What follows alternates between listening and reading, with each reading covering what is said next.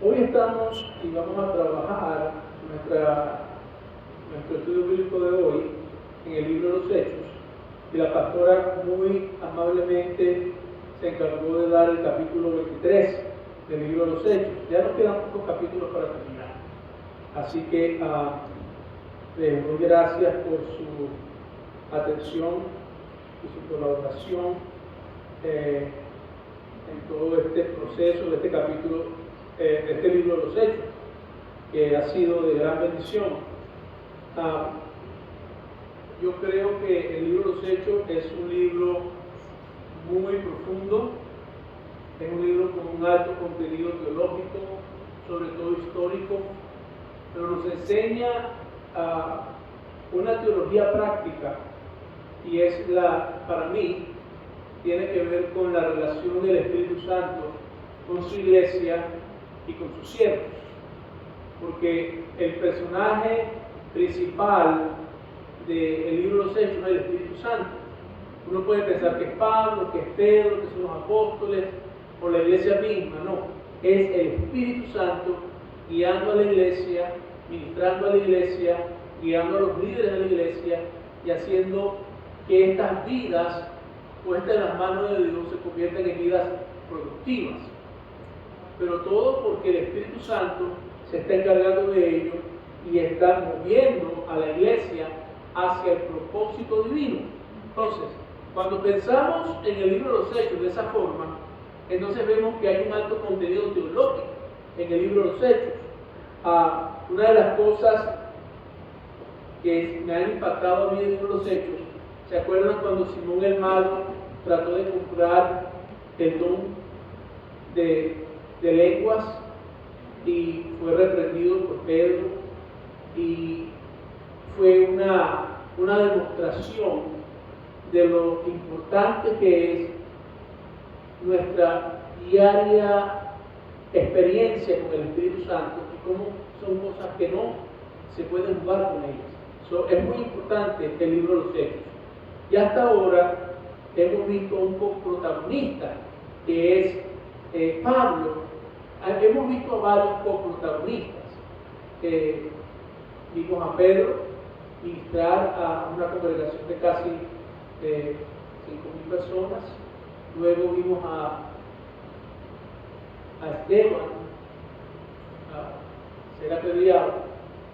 Vimos a Saulo perseguir a la iglesia camino a Damasco. Y hemos visto a Bernabé también obrar. Hemos visto personajes que se han convertido en una parte muy práctica del libro de los Hechos. Pero el protagonista principal del libro de los Hechos es el Espíritu Santo. Entonces no nos olvidemos de esta realidad práctica, ¿okay? Y yo anhelo que si hay algo que vamos a sacar de esto, una enseñanza práctica, es que nosotros aprendamos a considerar nuestra relación con el Espíritu Santo como algo muy serio, como algo muy importante, como algo esencial para nuestra vida cristiana. ¿Ven? Entonces vamos a orar para dar inicio al servicio del día de hoy, al estudio bíblico. Así que vamos a dar gracias al Señor. Padre, te damos gracias primeramente por tu presencia, por tu amor, por tu bendición, Señor, en nuestras vidas. Ahora te pedimos, Padre, que tú ministres en nosotros, nos guardes, nos llenes de tu presencia. Pedimos que tu Espíritu Santo ministre, Señor, a nuestras vidas, conforme a nuestras necesidades, que seas tú, Señor, obrando conforme a tu gracia, conforme a tu poder, y permite, Señor, que podamos alcanzar hoy un conocimiento que nos ayude a ser hombres y mujeres dignos de tu presencia, y que podamos, Señor, tener un encuentro muy personal contigo a través de tu Espíritu Santo. Podamos conocerte más y más y conocerle a Él también, Señor, como persona de la Trinidad Divina, poder conocerle y participar justamente con Él de tus bendiciones, las que tú tienes reservadas para nosotros a través de la administración de tu Espíritu. Permite que su dirección sea para nuestras vidas constantemente presente, y que podamos, Señor, hoy aprender un poco más de lo que tu Espíritu Santo tiene para nosotros a través de tu palabra.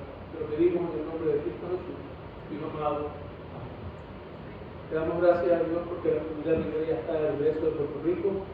Lamentamos la razón del viaje, que no fue un viaje de placer, un viaje de pérdida y de decirle a Dios a un ser querido y celebrar la vida de él también, porque yo sé que eso fue lo que se hizo, celebrar la vida de Dani. Pues le damos a Dios, gracias a Dios por ello, ¿verdad? Porque ya están acá. Ayer la hermana Zuleika pidió oración por su hija, la mayor, que estaba en el high school, y antes de empezar a comer el lunch, decidió comerse la manzana que venía con el lunch, y en lo que terminó de comer la manzana, le dio un ataque de alergia tan fuerte que tuvieron que venir a levantarla del piso porque se desmayó, perdió el oxígeno, se inflamó, se hinchó, tuvieron que darle con el EpiPen, y eso fue lo que la volvió. La llevaron a la emergencia del hospital y estuvo allí 4 horas, y le dijeron que era alérgica a la manzana o a uno de los químicos que hay en la manzana. Mi esposa dice, puede ser que sean los químicos que usan para limpiar la manzana o los sprays que le ponen, pero a lo mejor esa manzana estaba sucia, quién sabe, y le produjo ese tipo de reacción. Oremos por ella. Son cosas que pasan, son cosas delicadas. ¿Amén? Sigamos orando por la familia. Zuleika iba a venir hoy con un invitado, y al último minuto me acaba de mandar un texto diciendo que la persona decidió no venir. Entonces ella estuvo esperando hace poco para venir. Pero bueno, Dios sabe todas las cosas y está en control. Amén. Capítulo 24 del libro de Hechos. Vamos a terminar el capítulo 24 hoy. Y este capítulo es muy interesante. ¿Okay? Es importante que veamos el capítulo 24 en el contexto del tiempo. El capítulo 24, aunque solamente son 27 versículos, esos 27 versículos se producen en un tiempo bastante largo. No se produjeron en una semana, ni en 2 meses, ni en 3 meses, sino en 2 años. 2 años estuvo Pablo en Cesarea, detenido allí, esperando que César, el emperador, se encargara de darle lo que era su derecho como ciudadano romano, darle una vista, que pudiera ir y defender su caso. Pero tomaba tiempo, porque no era Pablo el único romano que había pedido una cita para ver al emperador, sino que había muchos casos antes que Pablo. Y Pablo no era de un caso de eminencia, no era un caso para el emperador romano de gran importancia. Entonces, usted sabe lo que pasa en la actualidad cuando usted va a un lugar donde usted no tiene peso ni político, ni familiar, ni palanca de ningún tipo, y lo pone usted abajo en la lista, ¿no? Y usted va subiendo por gravedad. No porque usted tenga el peso para subir en la lista, sino que usted va subiendo por gravedad. A medida que los de arriba van saliendo, usted va subiendo. Y cuidadito si no lo levantan y lo ponen otra vez abajo, para darle lugar suyo a alguien más. Pero esa es la realidad práctica de nuestra existencia. Pablo no estaba exento de eso. Entonces, por 2 años de silencio, Pablo se está sentado en una prisión romana, porque Cesarea no era Jerusalén. Cesarea era un pueblo, una ciudad portuaria. ¿Se acuerdan? Que hablamos de esa ciudad muy importante, y hablamos de que allí nació el César, y nació por Cesarea. Por eso se llama Cesarea o Cesarea. Y César tiene el nombre de César por lo que se hizo. La primera cesárea se hizo en ese lugar. César nació por Cesarea. Entonces se consideraba que era un dios porque nació de una forma milagrosa. El médico, por salvarle la vida al niño, la madre muere, pero por salvarle la vida al niño, abre el vientre y saca al niño, no por forma natural. Es la primera cesárea en la historia de la humanidad. César, Augusto César, Cesarea, Cesárea, ve los nombres como están mezclados, entonces tenga eso presente. Ahora, Pablo dura 2 años en la prisión romana, en Cesarea. Acuérdense que Cesarea tenía también una guarnición romana donde habían algunas legiones de soldados romanos. Entonces no estamos hablando de un pueblo que estaba sin protección alguna. Pablo estaba allí por alguna razón. estaba allí porque habían pasado ciertas cosas. ¿Se acuerdan cuando estaba en Jerusalén? Que habían hecho un complot, una promesa para matarlo. Entonces, para proteger la vida de Pablo, lo sacaron de Jerusalén y se lo llevaron a Cesarea, que era el pueblo más cercano, fuera del territorio de Judea y Samaria. Entonces lo llevan a Cesarea, y allí está protegido por los romanos, no como judío, sino como ciudadano romano. ¿Entienden el concepto? Es una bendición, una gran bendición. El puertorriqueño tiene esa bendición. El puertorriqueño es puertorriqueño, pero es ¿qué? Americano. Entonces, si usted tiene una nación que tiene problemas, usted está visitando, por ejemplo, Venezuela, que es un problema. Venezuela está entre los países ahora mismo en la lista roja. Estados Unidos tiene lista roja, lista anaranjada y tiene lista amarilla. Y lista amarilla. La lista amarilla, gracias, pastora, son lugares donde usted puede ir bajo su propia obligación, o sea, usted es responsable, su propio riesgo, pero no hay tanto riesgo como en una lista anaranjada. Los países que están en lista anaranjada producen más riesgo y solamente se permite que vayan para casos de extrema necesidad. Algún médico que tiene que ir a hacer una cirugía o algo, esos son los casos que permiten, o para llevar ayuda de alimenticia o algo así, es que permiten que vayan a esos lugares. Este cablecito no se quiere portar bien. Aló, ok, ya sé. Entonces, esa es la parte importante que tenemos que entender ahora. Cuando usted está en la lista roja, no quiere que usted vaya allí ni por un minuto. A un país en la lista roja, usted no debe entrar. Es más, si usted es alguien de gran importancia, no le dan la visa, no permiten que usted vaya y se monte en el avión para ese lugar. Eso es delicado. Entonces, Venezuela está en lista roja ahora mismo. Tiene tiempo así. Entonces, si usted va a Venezuela, por ejemplo, usted es un puertorriqueño, por ser puertorriqueño no tiene problema. Porque usted es hispano, habla español, se entiende con el latino. Pero si tiene un problema, usted tiene que decir que usted es americano para salir corriendo, para que lo proteja a Estados Unidos. ¿Me está entendiendo? Y tiene que correr hacia la frontera, no se puede quedar en la capital de Caracas, porque en Caracas no hay embajada americana. Son problemas que tenemos en Venezuela. Entonces, son cosas que hay que tomar en consideración. Pablo, aunque era judío, igual que una persona puertorriqueña en Venezuela es puertorriqueño, pero también es americano por nacionalidad americana, porque usted nace en el territorio americano, tiene el derecho y el beneficio de ser americano.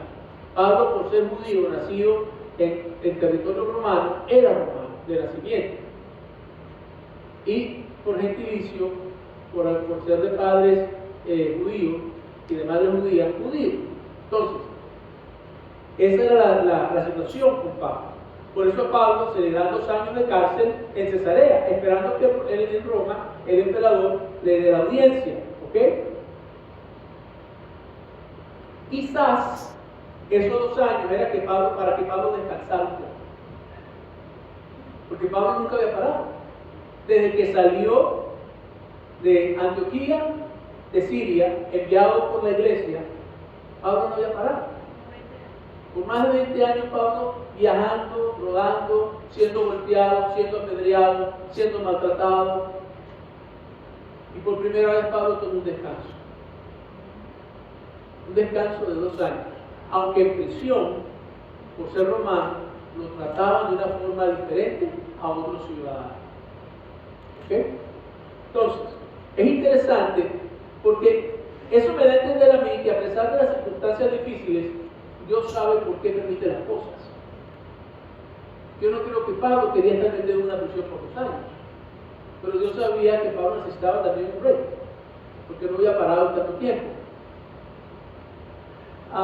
Y cuando vemos la historia de Pablo, especialmente el capítulo 24, vamos a ver que la mano de Dios está presente y su propósito se está llevando a cabo. O sea, a pesar de que Pablo está en la prisión, Dios no ha dejado de actuar. Dios no ha dejado de hacer el propósito original que él tenía con Pablo. ¿Se acuerdan cuando Pablo cae camino de Damasco a tierra y entra en Damasco y viene Ananías y habla con él? Ananías le dijo al Señor: yo no quiero ver a ese hombre es un asesino. y viene aquí a matar a los cristianos, a matar a tus hijos. Y el Señor le dijo, no, espera, Él va a pagar lo que le ha hecho a mis hijos 2 o 3 veces más. Y no solamente eso, sino que yo voy a hacer que Él vaya ante reyes y gobernantes. Pablo está preso en Cesarea, pero no ha parado el propósito de Dios. Cuando usted pase por momentos difíciles en su vida, la clave no es echarse a llorar o pensar que Dios lo ha abandonado. La clave es preguntarle a Dios, ¿cuál es el propósito que tienes conmigo en este momento? ¿Qué estás haciendo conmigo ahora? A veces usted no se da cuenta que en su momento de dificultad, en su momento de angustia, en el momento más difícil, en el momento más bajo de su vida, mientras usted está agarrado de Dios, usted se convierte en un letrero que dice, Dios habita y mora en Él o en ella. Y la gente que está alrededor suya ve en usted lo que Dios está haciendo, su fortaleza, su sustento, su bendición. Y entonces usted se convierte en un ejemplo vivo de la gracia de Dios, de su amor y de su fortaleza ante aquellos que no entienden ni pueden ver aún lo más íntimo de la necesidad que usted o yo estemos experimentando. Pero Dios hace esto posible. Es parte de su gracia y de su propósito.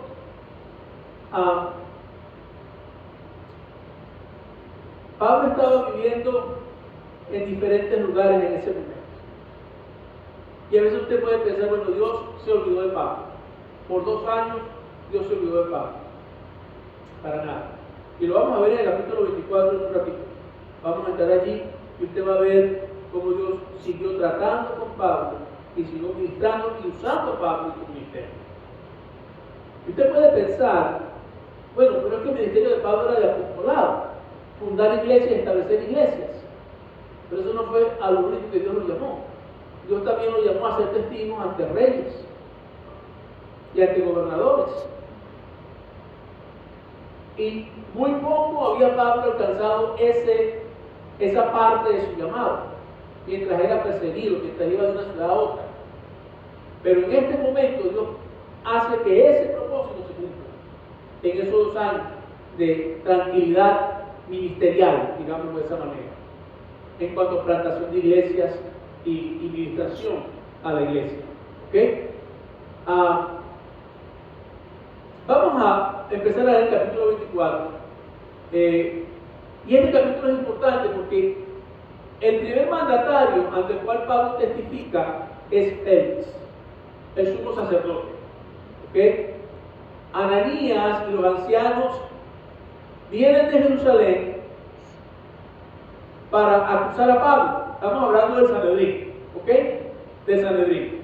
Ananías es el sumo sacerdote y el Sanedrín, los ancianos del Sanedrín, son los que se hacen presentes. ¿A dónde van? A Cesarea, donde está Félix. Y viene a acusar a Pablo ante quién? Ante Félix. Haga de cuenta que es una corte y tiene al abogado acusador y al abogado defensor. En este caso no hay un abogado acusador, sino que hay muchos acusadores, siendo Ananías, el sumo sacerdote, el líder del grupo, pero va con los príncipes de Jerusalén, los príncipes de Israel, a acusar a Pablo. ¿Ok? En el lado de defensor solamente hay una persona, Pablo. ¿Quién es el que va a juzgar? Félix. Félix es el que va a juzgar. A Pablo le acusan de sedición. ¿Sabe lo que es sedición, verdad? ¿Qué es sedición? ¿Qué me puede dar una definición? Sedición es una rebelión. Sedición es causar una rebelión. Están diciendo que Pablo es un rebelde contra el cielo. Contra el cielo. ¿Cómo fue que se crucificaron a Jesucristo? ¿Cuál fue el motivo que usaron o la acusación? Que él estaba levantándose como rey.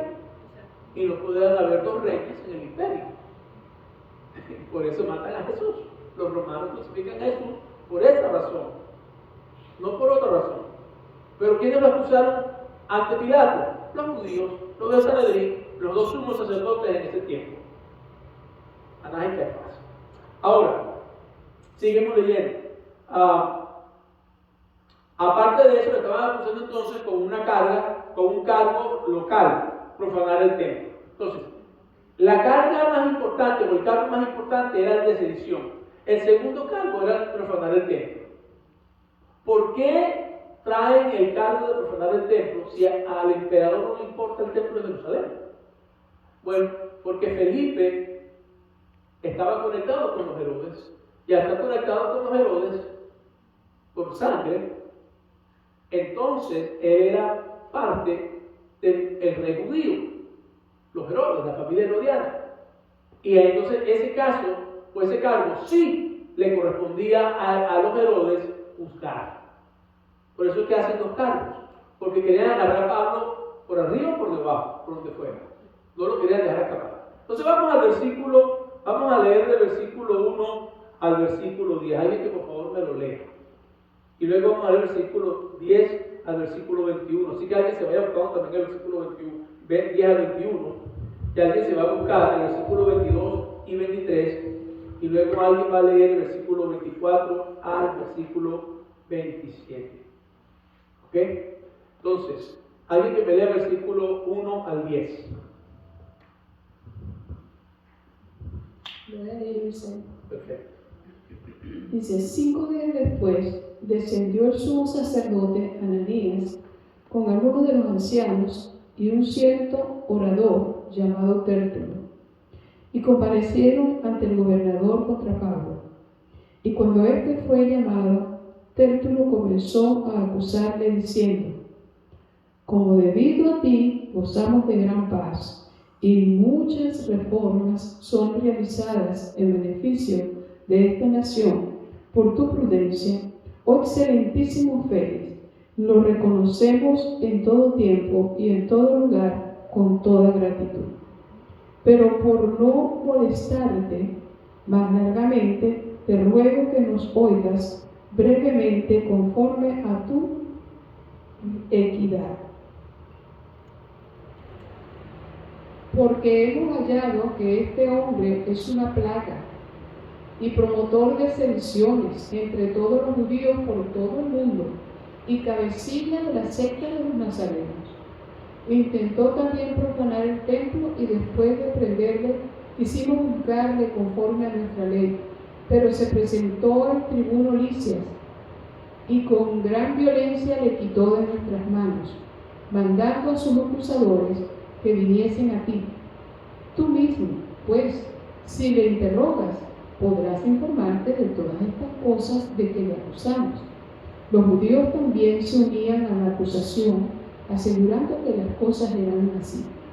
Habiéndole hecho señal el gobernador a Pablo para que hablase, éste respondió: porque bien sé que desde hace muchos años eres juez de esta nación, haré mi defensa con buen ánimo.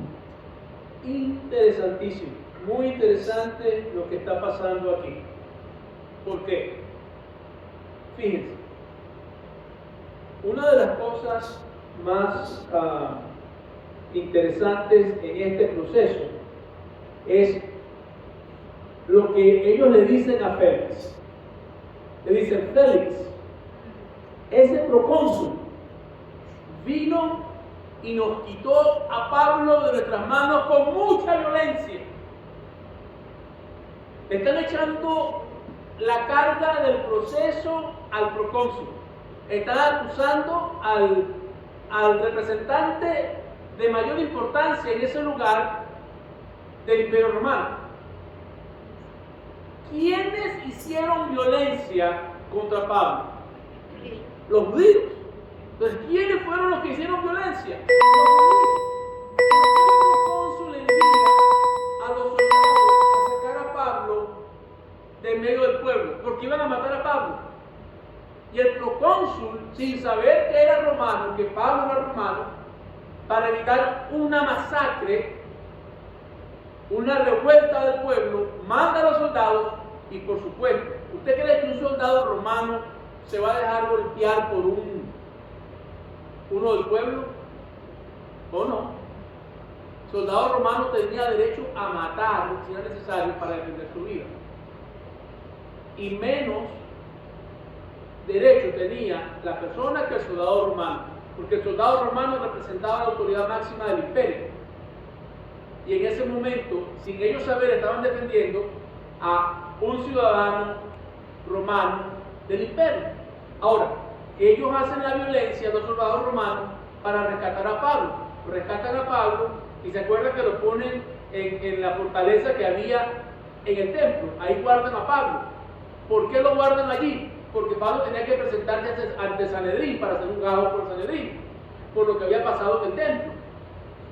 Ahora, como en el Sanedrín no logran tirarle a Pablo ningún cargo, a pesar de que tenían todo preparado para hacerle daño, Pablo hace uso de un derecho que solamente los romanos tenían derecho a él, que es pedir que su caso, en lugar de ser visto por el Sanedrín, sea visto por ¿quién? Por el emperador. Automáticamente, todo el proceso judío cae. Porque la prioridad para un ciudadano romano, aunque sea judío, por ser romano de nacimiento, no es el juicio judío, es el juicio en Roma. Porque en Roma, el romano tenía todo un sistema de derecho legal que lo protegía y lo cubría. Y los romanos consideraban que no iban a ser juzgados justamente en ningún otro sistema legal o judicial. Por eso el juicio en Israel no iba a funcionar. Porque al Pablo decir yo soy ciudadano romano, automáticamente él va a Roma. No importa el tiempo que tome, él va para Roma. Ese es su derecho. Lo interesante, acuérdense que fue lo que dijo el procónsul cuando le preguntó a Pablo, ¿eres romano? Y él le dijo que sí. Le pregunta, yo con una gran suma de dinero lo obtuve. Y Pablo dice, sí, pero yo soy romano de nacimiento. ¿Ves la diferencia? Uno nacido en el imperio era diferente a uno que obtenía la ciudadanía por dinero. Más importante era Pablo en su condición como ciudadano romano que el mismo procónsul que estaba gobernando esa ciudad de Jerusalén, o encargado de administrar la ciudad de Jerusalén. Es interesante porque eso pone a Pablo en una posición de privilegio, a pesar de que es un privilegio limitado por las circunstancias, porque no lo llevaron a una suite, lo llevaron a un hotel. ¿A dónde lo llevan? A la cárcel de Cesarea. Una cárcel romana que no era la más cómoda tampoco, hechas de piedra, con camas de piedra, o a veces era nada más una paja cubierta con una manta para dormir encima de ella. O sea, una cárcel es una cárcel. Y en aquel tiempo las cárceles eran peor que las de hoy. Así que tengan eso presente. Sí, yo quería acotar algo en los primeros versículos, donde aparece estos judíos que llevaron a este devorador, y ese era un abogado, Sí. Tértulo. La manera tan adulante que él se expresa ante Félix es como decir, como ustedes dicen, hermano, los lambeones. Sí, este hombre estaba lamiendo los ojos a Félix, con todo lo que le estaba diciendo allí. A diferencia como Pablo se expresa después, cuando le piden que se defienda, la manera como habla Pablo es una manera totalmente limpia.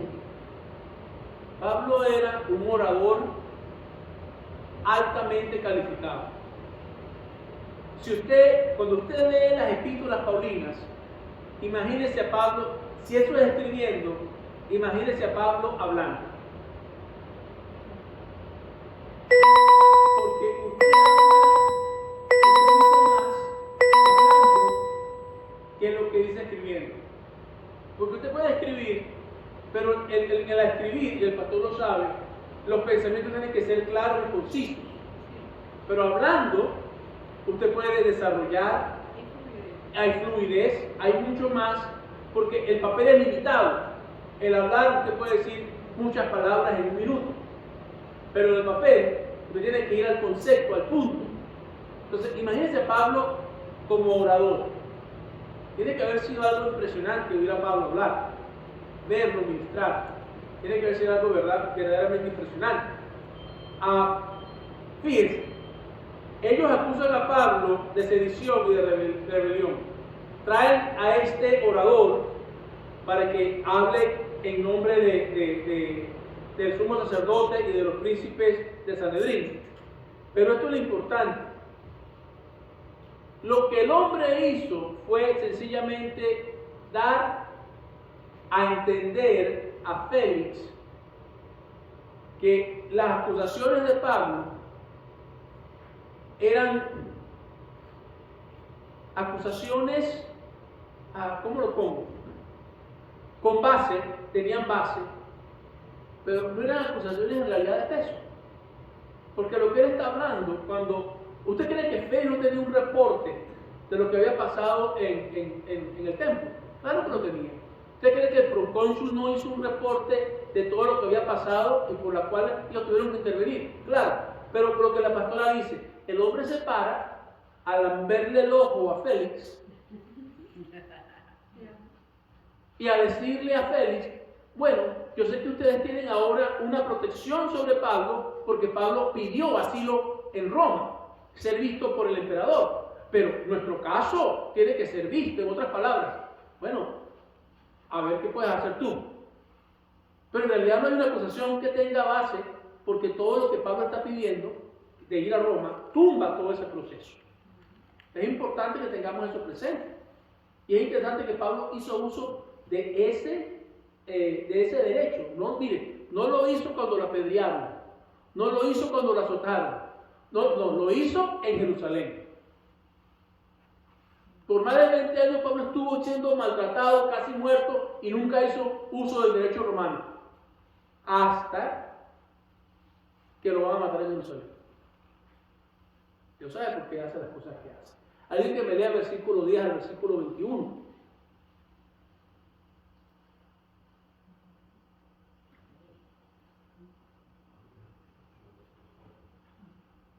Alguien con voz diáfana, claro. La voz alta. La voz fuerte. O con micrófono. Parece que tiene alergia. Mira, tiene alergia más. Alguien que me lo lea, por favor. Van a Iris. Gracias. Entonces Pablo, haciéndole el gobernador señal que hablase, respondió, porque sé que muchos años eres gobernador de esta nación, de buen ánimo, satisfaré por mí, porque, perdón, pastor, porque me dio otra versión, no se preocupe. otra versión. Léala, no se preocupe. Okay. Porque tú puedes entender que no hace más de 12 días que subí a adorar a Jerusalén, y ni me hallaron en el templo disputando con ninguno, ni haciendo concursos de multitud, ni en sinagogas, ni en la ciudad, ni te pueden probar las cosas de que ahora me acusan. Esto empero te confieso que conforme a aquel camino que llaman herejía, así sirvo al Dios de mis padres, creyendo todas las cosas que en la ley y en los profetas están escritas, teniendo esperanza en Dios que ha de haber resucitación de los muertos, así de justo como de injusto, lo cual también ellos esperan. Y por esto procuro yo tener siempre conciencia sin remordimiento acerca de Dios y acerca de los hombres. Mas pasados muchos años vine al hacer limosna, no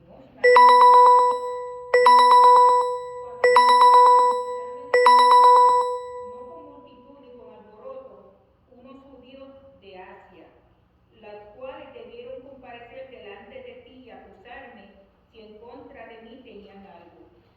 Os digan esto mismo si hallaron en mí alguna cosa mal hecha cuando yo estuve en el concilio.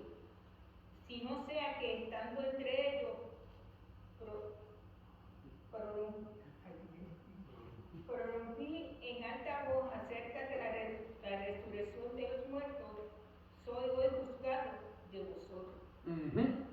Pablo le está diciendo a Félix, que era el gobernador, le está diciendo: Félix, tú sabes bien lo que está pasando, tienes un reporte enfrente de ti. Tú sabes que hace 12 días yo estaba en Jerusalén, que después de muchos años estar fuera de Jerusalén, regresé a Jerusalén a hacer votos. Cuando él habla de hacer limosna, está hablando de los votos. Los votos eran promesas que se hacían de darle a los pobres dinero al templo para los pobres, etcétera, etcétera. Hacer sacrificios. ¿Se acuerdan que él pagó para, eran 3 jóvenes, 4 jóvenes fueran purificados y hicieran el rito de la purificación? Bueno, y los votos nazarenos, muy fuerte. Pero eso fue lo que Pablo fue a hacer. Y acuérdense que eso lo hizo Pablo porque se le pidió que lo hiciera. ¿Okay? Los líderes de la iglesia de Jerusalén le dijeron: para que no tengamos problemas, aquí hay unos jóvenes que van a hacer los votos nazarenos, cristianos, pero van a hacer los votos nazarenos, entonces vamos hágalo tú. Y Pablo dijo: está bien. Y se fue al templo. Entonces le está diciendo a Félix: los que me acusaron en ese momento no están aquí. Todos los que se levantaron a hacer la bulla y levantaron al pueblo para que fueran en contra de Pablo, ninguno de los acusadores estaban allí ante Félix. Número 1, si el acusador no está presente, el caso no tiene validez. A menos que el caso sea tomado por el Estado, eso pasa hoy en día aquí. Por ejemplo, ¿en qué circunstancias la víctima no está presente? Un asesinato, por ejemplo. Un asesinato, la víctima no está presente, pero entonces el Estado toma el caso y el Estado habla en lugar de la víctima. ¿Okay? Hay muchos otros casos que la víctima no está presente. Ahora, pero un acusador debe estar presente para que el cargo se lleve a cabo. Ahora, en este caso no hay ningún asesinato, sino que fueron personas que se levantaron y dijeron que Pablo estaba levantando al pueblo y predicando del Evangelio, en lugar de ver que Pablo iba a hacer votos y más nada. Entonces, el problema aquí es que los que nos van a acusar a Pablo no estaban presentes. Y ninguno de los cargos entonces tenían en realidad validez, porque los que lo estaban acusando eran el sumo sacerdote y algunos del Sanedrín. Por eso fue que trajeron al lambeojo ese para que les hablara a Félix, para tratar de levantar el caso. A mí no se me olvida que en Los Ángeles había un hermano de Guatemala que él vivía en el este de Los Ángeles, iba a la iglesia, pero se levantaba en la mañanita y iba con un jefe de él a vender cuadros en Orange County, en el condado de Orange. Eso está al lado, son como media hora, 45 minutos de East LA a Orange County. Eso no es nada. Eso para nosotros es un viaje a Medina. Y un viaje a Medina para nosotros es largo. En Los Ángeles, hermano, las distancias son de 1 hora y media, 1 hora, 2 horas. Y uno lo viaja todos los días, no se acostumbra a eso. 45 minutos mínimo. Uno se acostumbra a eso. Este hermano, estando en el condado de Orange County, lo paró la policía porque él tenía los cuadros, tenía una camioneta, él iba, sacaba los cuadros, los vendía, regresaba y buscaba más. Ese era el trabajo de él. Oficinas y lugares así. Guatemalteco, de buena estatura, el hombre lo paró la policía y le pidió el permiso para vender en la calle. Adivine qué. No tenía permiso. Ni el tenía permiso. No había permiso para vender nada. ¿Qué pasa? Le dan corte. Le dan un ticket y le dan corte. El jefe le dice: yo no voy para allá. Y el hermano me dice: pastor, me acompaña, por favor. Necesito a alguien que me interprete. Y yo le dije: pero te garantizo que la corte intérprete. Está en Los Ángeles, California, no como no intérprete. Digo: no, pastor, yo confío, por lo menos acompáñenme, que si me meten preso, por lo menos usted sabe dónde estoy, no sé qué más. Le está bien, vamos. Y nos fuimos.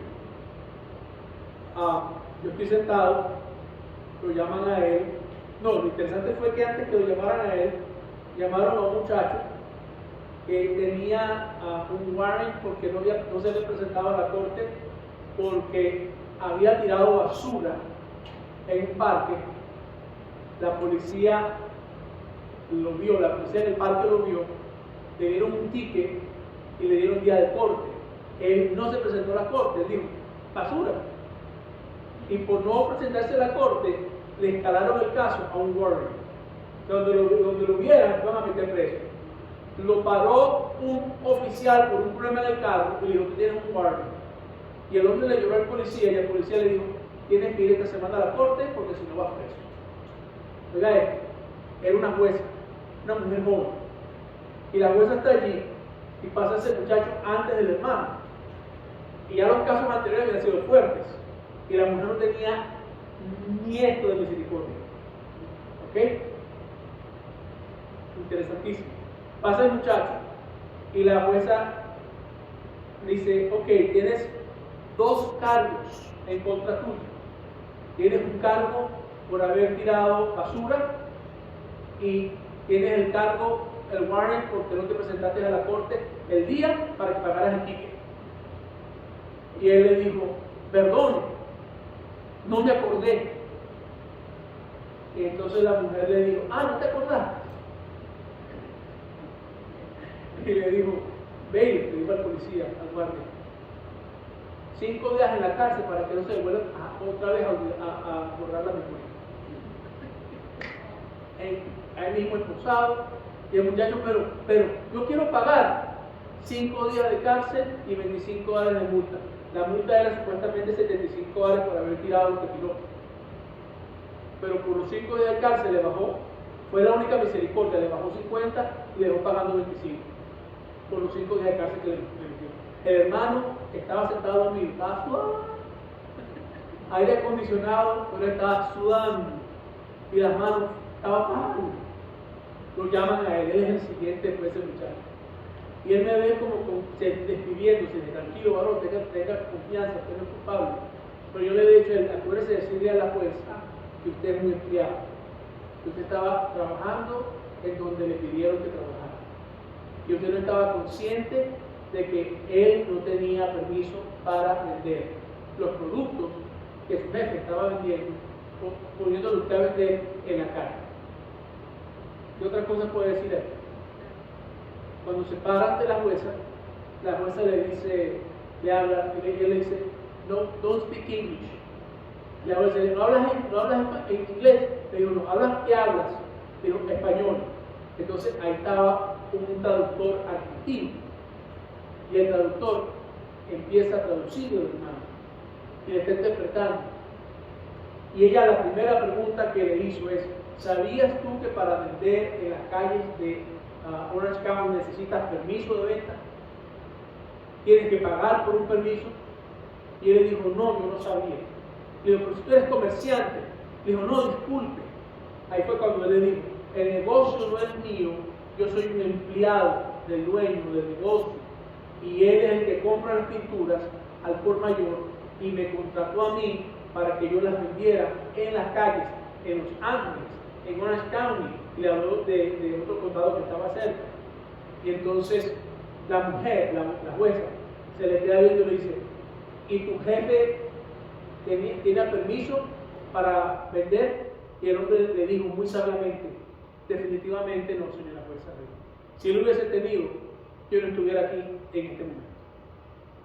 Y la jueza se le quedó viendo y le dijo, estás hablando con conciencia. Y porque estás hablando con conciencia, no eres responsable. Le quitó la multa y le dijo, la única condición que te doy es que si vas a volver a vender obras de arte o pinturas aquí, necesitas sacar un permiso. Dile al dueño del negocio que tiene hasta 90 días para sacar el permiso. Si él no saca el permiso, no puede vender otra vez en las calles de Orange County. El hombre se queda parado y dice, te puedes ir. Y él le dice, te puedes ir. Dijo, ¿cómo te ves? Ya te puedes ir. Entonces el intérprete le dijo, señor, ya se puede ir. De verdad, gracias. Y la jueza se rió. Eso me llamó la atención. La jueza se rió. Porque se dio cuenta que el hombre era honesto. Ahora, ¿por qué digo poco este ejemplo? Félix no es el pastor Tenato. Sí. Fíjate, yo veo en esta situación, pues este es un caso como cualquier caso que se puede presentar, inclusive en la iglesia o en cualquier parte. Sí. Yo veo, por ejemplo, que las acusaciones tienen que tener base, fundamento, evidencias. Yeah. Y uno lo que oye es como cuando alguien habla y habla y habla, pero no presenta una acusación sólida. Yeah. Entonces, fíjate, por ejemplo, las acusaciones que yo encuentro aquí, acusaciones que presenta Tertulio, por ejemplo. Tertulio. Él dice, llama a Pablo el hombre plaga. Lo llama plaga. Ajá. O sea, Porque él percibe el evangelio por todos lados, una plaga. Exactamente. Segundo, lo llama promotor de sediciones. Yeah. Rebeliones. Rebeliones por todos lados. Ajá.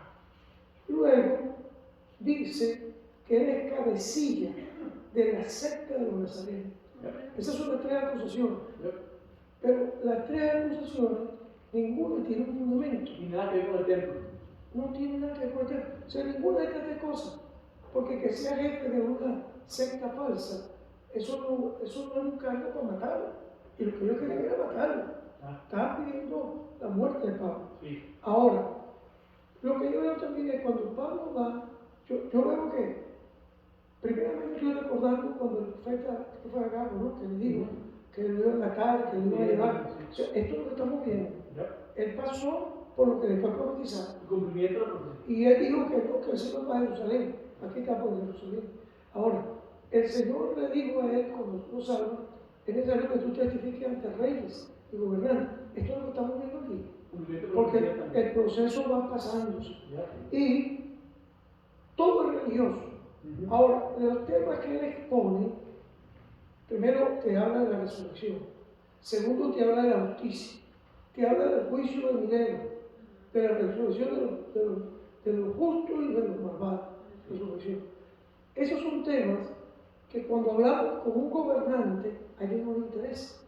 O sea, usted le va a hablar a un gobernador, a una persona que no conozca nada del Evangelio. Usted le va a hablar de juicio, usted le va a hablar de resurrección. Eso está en su tiempo. Ellos no entienden nada de eso, ni quieren oír eso. Para ellos es un fastidio. Entonces, Pablo sí le está hablando y está testificando, está cumpliendo el ministerio. Se está defendiendo como Se está defendiendo. Pero la verdad es que las acusaciones, él apela al César. Pero, ¿cómo va el César a recibir una acusación? A él le llaman el nombre plaga. ¿Plaga por qué? ¿Plaga rastrera? ¿Qué clase de plaga? Segundo, él es el jefe de una secta. Y explíqueme qué es esa secta. Tiene que haber una documentación. Es jefe de sedición. ¿Dónde? ¿A quién mató? ¿A quién? ¿Qué rebelión hizo? Cuando no hay evidencias, no hay caso. no hay caso. Pero el problema es que como Pablo apeló a César, entonces el caso sería hasta César, aunque no hubiera ningún tipo de prueba. Porque ahora César tenía que oír las acusaciones que se habían hecho por Pablo. Miren una cosa importante de lo que el pastor está diciendo. Miren, ahí está la conexión entre lo que yo el ejemplo que yo les di de la corte en Monash County y la corte de Félix. Félix va a juzgar a Jesús en base a qué? A las evidencias. Así como esa jueza vio las evidencias de un muchacho que tiró basura en el piso, pero no le importó cubrir su responsabilidad y lo mandó a la cárcel por eso, por 5 días.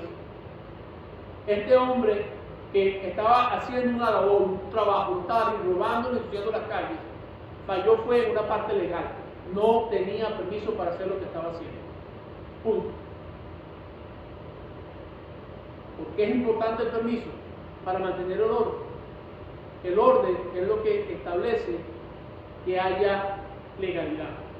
Pero otra parte es, si usted paga por un permiso, ¿quién se está beneficiando? La ciudad. Cuando usted vende sin beneficiar a la ciudad, usted no está, por eso que los permisos son para eso, para beneficiar a la ciudad, es una forma de producir beneficios para la ciudad, poner permisos de diferentes tipos. Félix no iba a buscar el caso en base a nada, tenía que buscar el caso en base a las acusaciones. Pero las acusaciones que están haciendo en contra de Pablo no tienen base ni tienen evidencia, no hay nada. Entonces Pablo se está defendiendo ¿cómo? Usando su testimonio. Está hablando de lo que Dios ha hecho en su vida. ¿Qué está haciendo Pablo? Está testificando. Se está defendiendo, pero se está testificando, no está haciendo más nada que eso. Pablo está tratando de expresarle a Félix, porque algo que sabía, piensen en la forma que Pablo está pensando. ¿Usted cree que Félix no sabía de Jesucristo? Claro. ¿Usted cree que Félix no sabía de las cosas que habían pasado en Jerusalén después que Cristo fue crucificado? ¿Usted no cree que Félix sabía del día del Pentecostés, de lo que había pasado ese día? ¿Usted cree que Félix no sabía de los milagros que se estaban produciendo en las calles de Jerusalén? De la persecución que se produjo después de ellos y que Pablo, era el causante de eso. Félix sabía todo eso, hermanos. Lo sabía. Porque ese era el negocio de ellos, saber esas cosas. Ahora, ¿qué es lo que hace esto importante? Que Pablo también sabía quién era Félix. Y Pablo también sabía que Félix sabía estas cosas. Por eso es que Pablo le empieza a hablar a Félix de las cosas que Pablo sabía que Félix tenía conocimiento. Félix tenía conocimiento que los fariseos creían en la resurrección de los muertos. Pablo sabía que Félix tenía conocimiento de que creían en los espíritus, que creían en ángeles, los fariseos. Y él se está presentando como un fariseo. Pero luego aplica ese conocimiento a Cristo. Y entonces habla de qué? De la resurrección de Cristo. Que es lo que hemos leído hasta ahora. Pablo se levanta y le dice a Félix, como tú sabes, Cristo resucita, entonces yo fui llamado por Cristo a hacer una misión. Félix sabía de los del camino. Y Félix sabía que Pablo era parte de los del camino, que hoy se conocen y nos conocemos como cristianos. Pablo sabía que Félix sabía, y por eso Pablo decide defenderse con su testimonio. ¿Sabe por qué? Porque si Félix sabía que Pablo había ido a Damasco a matar a los cristianos, a seguir matando cristianos como lo ha hecho en Jerusalén, la pregunta de Félix tenía que haber sido: ¿y por qué Pablo dejó de hacer lo que iba a hacer y cuando llegó a Damasco no hizo lo que supuestamente iba a hacer, lo había hecho en Jerusalén? ¿Por qué no lo hizo en Damasco? Por eso es que Pablo toma el tiempo de pararse y de explicarle a Félix lo que Dios hizo en el camino a Damasco. Le está diciendo a Félix y le está hablando de Félix que ese que él perseguía transformó su vida. Eso es lo que está pasando allí. Ahora Félix está siendo retado intelectualmente, está siendo retado espiritualmente, y eso es lo que a Félix no le gusta. ¿Sabe por qué? Porque está bajando a Félix a un nivel humano, y Félix no quiere ser bajado a un nivel político ni de gobernante a un nivel humano, porque lo menos que Félix quiere es saber que un día también va a ser juzgado, porque Pablo se lo dice, que juzga a todos, a los buenos y a los malos. Es interesante. Félix como gobernante, era un gobernante muy corrupto. Perdón la palabra, Félix era un desgraciado. Sí, una lacra. Usted léase la historia de Félix. Una lacra. Ese hombre, hermano, él cobraba hasta porque la gente caminara. Mucho dinero. Y por eso era gobernador. Por eso era gobernador. ¿Se está dando cuenta? Claro, política. Política es política. La política es sucia de arriba abajo, de abajo. Y por un lado también. Entonces, Félix, pero Pablo está hablando a Félix, lo está poniendo en un lugar distinto. Lo está bajando del trono y lo está llevando al nivel humano. Le está diciendo, tú eres tan humano como yo, y si yo fui sacado de mi concepto por Cristo, tú también puedes ser sacado de ese lugar. Eso es lo que le está diciendo Pablo a Félix. Alguien que me lea el versículo 22 al 23.